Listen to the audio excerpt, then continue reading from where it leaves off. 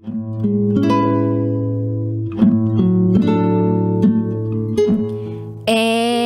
now, it's time for DJ Rocky's Secret Files.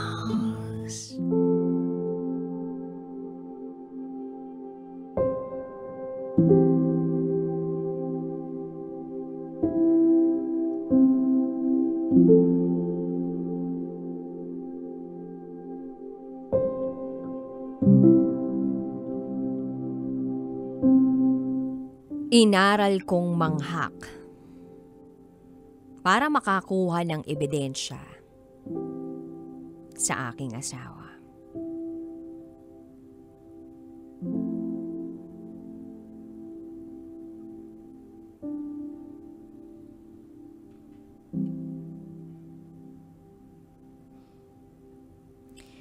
Hi, DJ Rocky.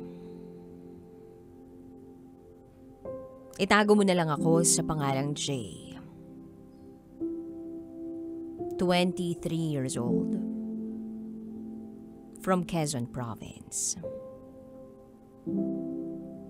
At ito, ang aking secret file.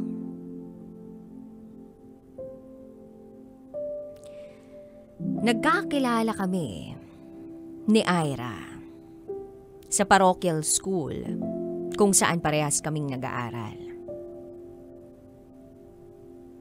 Junior high school pa lang siya at senior high school naman ako.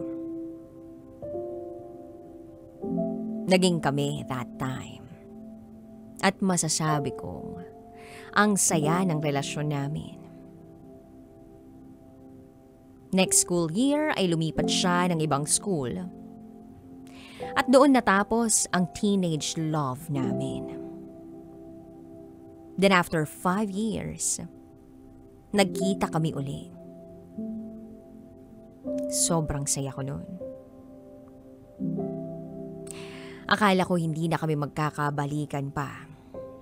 Pero nagkabalikan kami. When she said yes, on August 25, 2021. Pakiramdam ko, hindi ko na dapat sayangin pa ang panahong ito para ipadama ang pagmamahal na meron ako sa kanya. Sobrang mahal ko siya. Sobra rin ang saya na nararamdaman ko. Yung sa sobrang saya, halos lahat ay ibinibigay ko para makita ko lang siyang nakangiti. Sabi nga ng mga kaibigan ko, ang swerte ni Ira dahil buhay prinsesya siya sa akin. Minsan, pag binibiro nila akong ganun, hindi ko naman maiwasang mapangiti. Dahil ibig sabihin na ibibigay ko ang best ko. And then, lumipas pa ang mga araw. Sinubukan naming mag-live-in. Gusto ni Ira na lagi akong kasama. Naging okay naman ang lahat. Our first 3 months na lumipas, okay naman. Until I found out na meron siyang mga chat conversation with her ex. Siyempre nagalit ako. Pero hindi ako yung tipo ng tao na naninigaw o nagiging pisikal pag galit. Ako yung tipo ng tao na malumanay, na hanggat kayang maging kalmado, magiging kalmado. Nakipag-usap ako ng malumanay hanggang sa natapos ang usapan. After naming mapag-usapan, natapos agad ang issue. Until may sumunod na naman na issue. I love her. At pinatawad ko siya ulit. After a year, nag-move out kami from Quezon Province to Lipa, Batangas. Nakitira kami sa bahay ng nanay niya at nagtrabaho ako sa isang BPO company to sustain our needs. Wala siyang trabaho. Sa bahay lang siya. Dahil gusto ko, makita niya na nagsisikap ako at nagsisipag para sa kanya. Ang saya namin. Every day, pag uuwi ako, inaasikaso niya ako. Hahalikan niya ako at yayakapin pag darating ako sa umaga. At alam kong genuine lahat ng yun. Pero sa kabila ng lahat ng ipinapakita niya sa akin, ay nahuhuli ko pa rin siya. Nahuhuli ko pa rin siyang nakikipag-usap sa kanyang ex. Although hindi na ako nagsasalita o nagko-comment pa. Dahil pakiramdam ko nasasanay na ako. Kasi nawawala rin naman eh. Hindi ako tamang hinala. Alam ko naman kung may something o wala sa usapan pa lang. At simula nun, wala na siyang narinig sa akin na kahit ano. Lumipas pa ang mga araw. Nagkaroon ng swimming/bonding ang barkada nila. Nagpaalam pa siya sa akin. Nagbigay ako ng panggala niya o allowance. Kaya lang, yung tiwalang ibinigay ko, hindi pala dapat ibinigay ng buo. May narinig akong balita.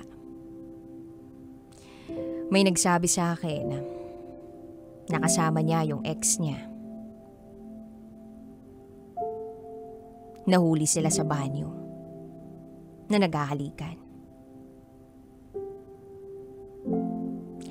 Sa sobrang sakit ng nalaman kong yun, umalis ako sa kanila at nag-rent ng matitirhan malapit sa trabaho ko.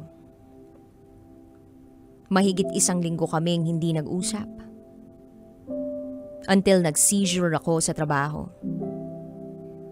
Pinaalam ko kay Ira itong nangyari sa akin dahil wala akong kasama sa bahay. Kailangan ko raw magpa-check up sa neuro at kailangan kong magpa-CT scan. At sa lahat ng mga nangyaring yun, ay naging okay kami. Pinatawad ko siya at tinanggap uli. Nawalan ako ng trabaho at umuwi na muna sa Quezon Province. Isinama ko siya dahil gusto niya na kahit walang-wala kami, ay magkasama pa rin kami. 1 buwan din siyang nagtiis na kasama ako. And then bumalik siya ng Batangas. Dahil tutulungan daw siya ng papa niya na magkatrabaho.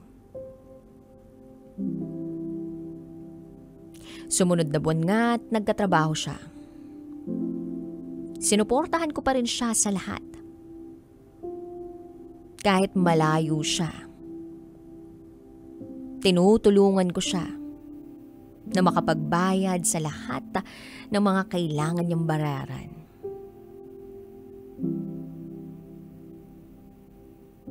Kasabay noon ay nagkasakit ako. Ulit. Pero hindi ko na pinaalam sa kanya. Para hindi siya mag-alala at makapag-focus siya sa trabaho. Kaya lang, iba ata ang naging focus niya. May nakakausap na naman siya sa isang opisina doon sa kumpanyang pinagtatrabahuan niya. Nalaman ko ito, pero wala siyang narinig sa akin na kahit ano. Magsi-second anniversary kami noon. At ayokong palakihin pa ang mga nalaman ko. Pumunta ako ng Batangas kahit may sakit ako. At nagulat ako sa sumulubong sa akin. Si Ira, na gustong makipag-iwalay sa akin.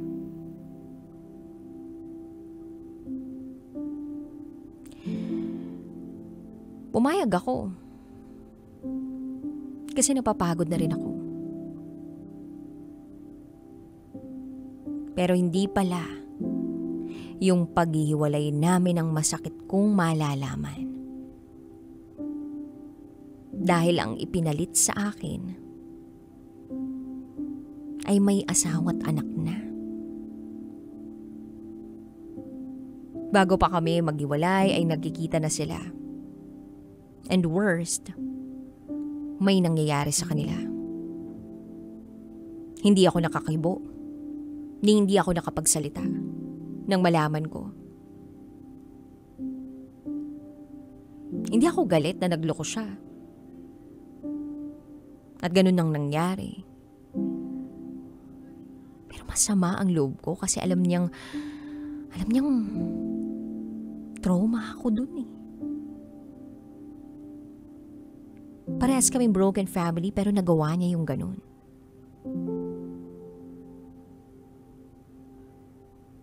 At sa lahat namang nangyari, natagpuan ko ang sarili ko na nag-aaral mang-hack ng account. Isang araw, may tumawag sa messenger ko. Yung asawa ng lalaki. Nag-usap kami at gusto niya na makakuha ng ebidensya.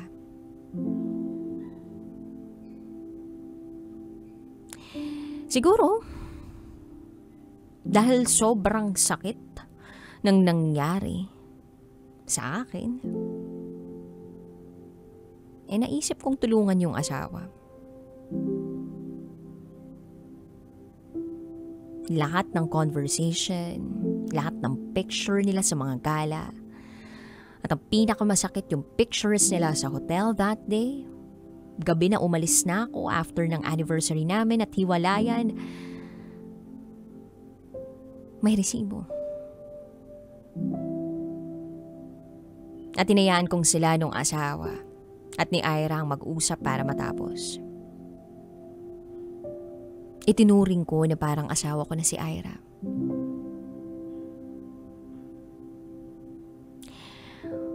I regard her as my wife even though hindi pa kami kasal. I give her everything. Lahat ng pwedeng makapagpasaya sa kanya.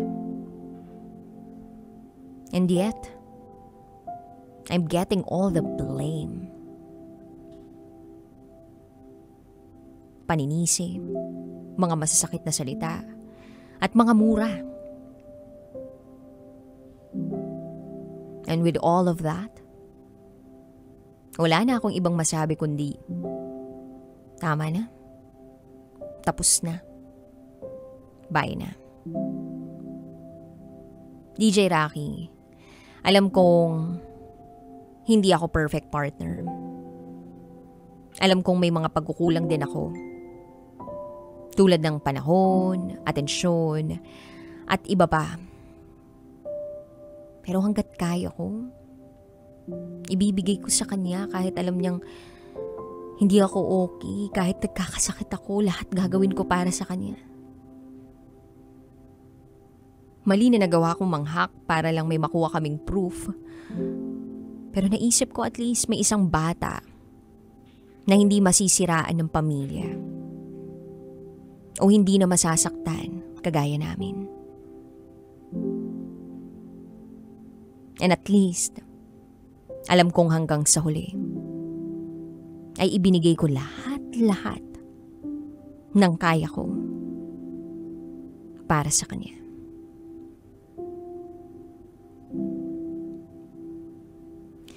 Hanggang dito na lang po, DJ Rocky. Muli, ako si Jay. At ito, ang aking secret file.